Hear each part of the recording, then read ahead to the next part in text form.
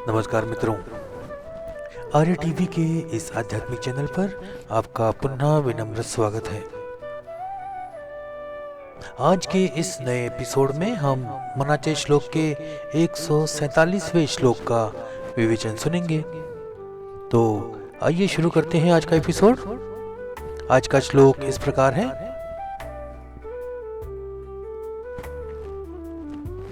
फुटे ना तुटे ना चढ़े ना ढळे ना, सदा संचले मी पणे ते कळे ना, तया एक रूपासी दूजे न साहे, मना संत आनंत शोधून पाहे। मराठी भावार्थ ऐकूया। जो आत्मतत्व आहे ते फुटत नाही, तुटत नाही, हलतही नाही आणि ढळतही नाही। ते सतत एक रूप असूनही त्याचे खरे स्वरूप समजत नाही, कारण त्याला मीपणाचा अहंकार व्यापून राहिलेला आहे। त्या अद्वितीय आणि एक रूप असलेल्या आत्मस्वरूपाला द्वैत सहन होत नाही।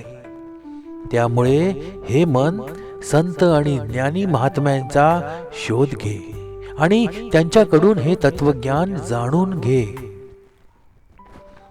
हिंदी भावार्थ सुनते हैं। जो आम तत्व है वह न तो टूटता है, न बिखरता है, न हिलता है और न ही डगमगाता है। वह सदा एक रस और एक जैसा स्थिर रहता है। लेकिन मैं की अहंकारमयी भावना के कारण इसे समझ पाना कठिन हो जाता है। इस निरंतर एक रस आत्मस्वरूप को किसी भी प्रकार का द्वैत स्वीकार्य नहीं है। इसलिए हे मन, संतों और ज्ञानियों की शरण में जाओ और उनसे इस परम सत्य का बोध प्राप्त करो। आइए विवेचन सुनते हैं। समर्थ रामदास स्वामी का यह मनोबोध परक श्लोक गहन आध्यात्मिक अर्थ समेटे हुए है। इसमें उन्होंने आत्मस्वरूप की अपरिवर्तनीयता और एकत्व का प्रतिपादन किया है। फुटे ना तुटे ना चढ़े ना ढळे ना, सदा संचले मीपणे ते कळे ना। इसका तात्पर्य यह है कि आत्मस्वरूप नष्ट नहीं होता, खंडित नहीं होता, गति नहीं करता और न ही उसमें कोई परिवर्तन आता है। यह शाश्वत और अचल है। ये जो अहम भाव द्वारा संचालित होता रहता है, परंतु साधक इसे समझ नहीं पाता। आत्मा का स्वरूप अद्वैत तत्व में प्रतिष्ठित होता है। जब हम कहते हैं कि यह नष्ट नहीं होता, इसका तात्पर्य यह है कि यह किसी भी प्रकार के काल परिवर्तन, शारीरिक विकार या मानसिक संकल्पों से प्रभावित नहीं होता। यह नित्य, निराकार और शुद्ध चेतना मात्र है। यह वह तत्व है जो समस्त अनुभवों का साक्षी है, किंतु स्वयं किसी भी प्रकार के परिवर्तनशील गुणों से मुक्त है। इसलिए स्वामी कहते हैं कि आत्मा फूटता नहीं, टूटता नहीं, चलता नहीं और ढलता भी नहीं। यह वाणी हमें आत्म तत्व से संबंध में गहन चिंतन की ओर प्रेरित करती है। वास्तव में आत्मा किसी भी भौतिक या मानसिक घटना का विषय नहीं हो सकता। संसार के सभी पदार्थ परिवर्तनशील हैं। शरीर, मन, बुद्धि और अहंकार सभी समय के प्रभाव में बदलते रहते हैं, किंतु आत्मा इन सब में परे है, स्थित है। जिस प्रकार आकाश को कोई काट नहीं सकता, उसमें दरार नहीं कर सकता, उसे गतिशील नहीं कर सकता, उसी प्रकार आत्मा इन सभी सीमाओं से मुक्त है। यह ज्ञान प्राप्त करना ही आत्म साक्षात्कार की ओर बढ़ना है। संत महात्माओं का मत है कि आत्मा के इस स्वरूप को जानने के लिए हमें अपने मन को स्थिर करना होगा।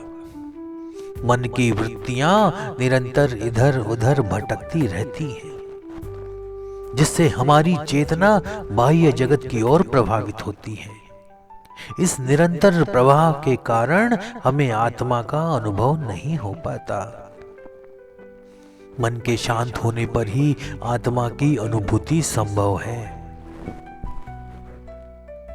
यही कारण है कि संत हमें ध्यान और आत्मचिंतन का मार्ग दिखाते हैं।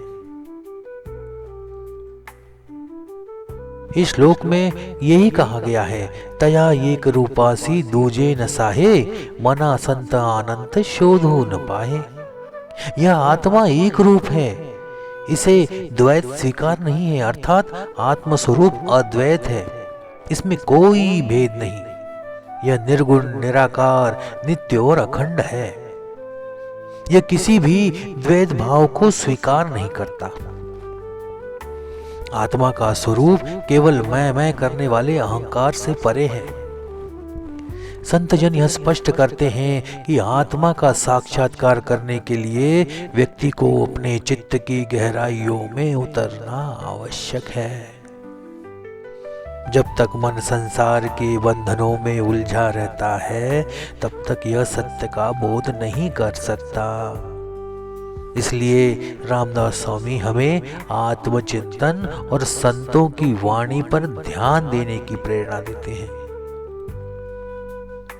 जब मन पवित्र साधना और सत्संग में निर्मल होता है, तभी वह इस अखंड आत्मस्वरूप को पहचान सकता है। इस प्रकार यह श्लोक हमें आत्मस्वरूप की अपरिवर्तनशीलता, उसकी अखंडता और अद्वैत स्वरूप का बोध कराता है। यह हमें यह भी बताता है कि जब तक मन सांसारिक चेष्टाओं में उलझा रहेगा, तब तक यह सत्य को नहीं जान सकता। मन को शांत करके संतों की वाणी का अनुसरण करके ही आत्मबोध प्राप्त किया जा सकता है। आत्मस्वरूप को जानने के लिए संतों ने कुछ विशेष मार्ग बताए हैं, जिनका अनुसरण करके साधक आत्मज्ञान प्राप्त कर सकता है। रामदास स्वामी इस श्लोक में हमें यही संकेत देते हैं, जब तक मन में द्वैत भाव है, तब तक आत्मबोध संभव नहीं है। इसलिए हमें अपने मन को शुद्ध करना होगा और संतों के उपदेशों का पालन करना होगा। मनुष्य का मन अनेक विकारों से ग्रस्त रहता है। संसार भर के विषयों में उलझकर आत्मा की ओर ध्यान नहीं दे पाता। इसलिए सबसे पहले मन की चंचलता को रोकना आवश्यक है। इसके लिए स्वाध्याय, ध्यान और सत्संग का मार्ग बताया है। स्वाध्याय मतलब आत्मचिंतन। आत्मबोध प्राप्त करने के लिए साधक को धार्मिक ग्रंथों का अध्ययन करना चाहिए। वेद, उपनिषद, भगवद गीता और संतों की वाणी हमें आत्मज्ञान की दिशा में मार्गदर्शन करती है।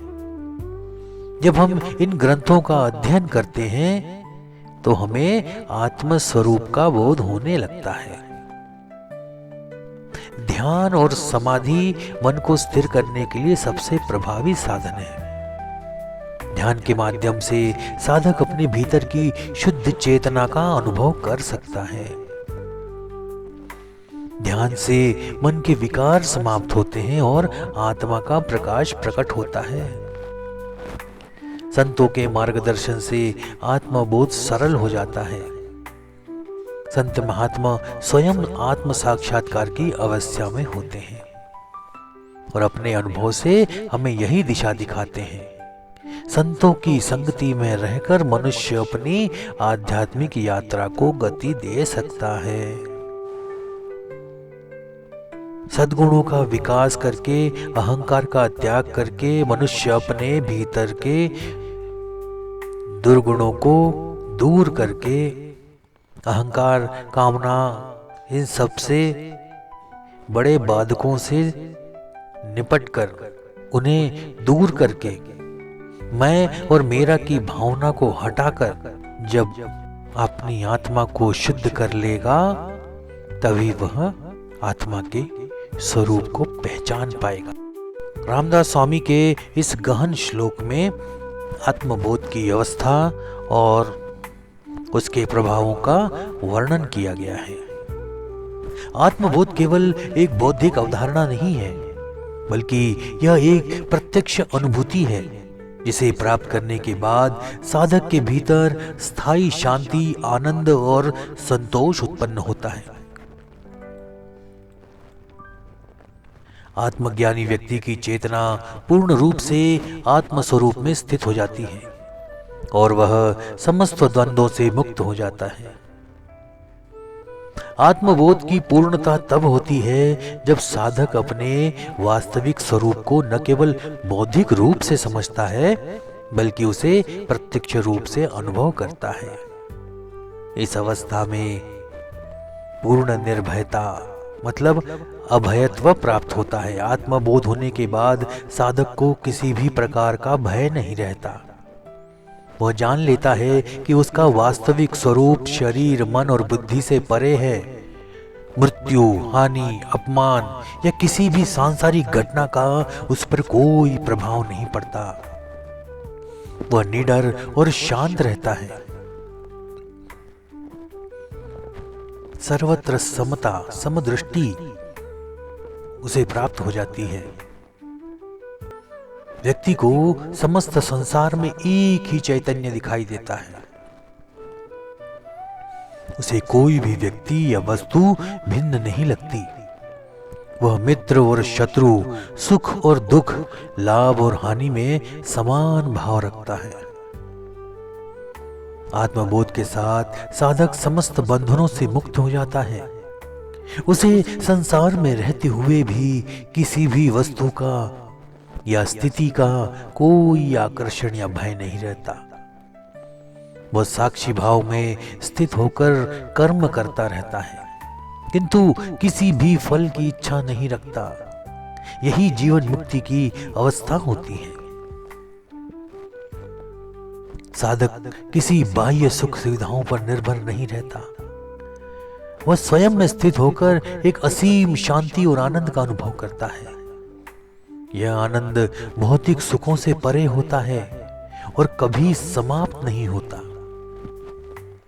आत्मबोध होने के बाद साधक को यह स्पष्ट हो जाता है कि आत्मा न जन्म लेती है, न मरती है, न बढ़ती है, न घटती है। वह केवल एक साक्षी रूप में स्थित रहती है। इस अवस्था में साधक का मन पूरी तरह शांत हो जाता है और उसे संसार का वास्तविक स्वरूप समझ में आ जाता है।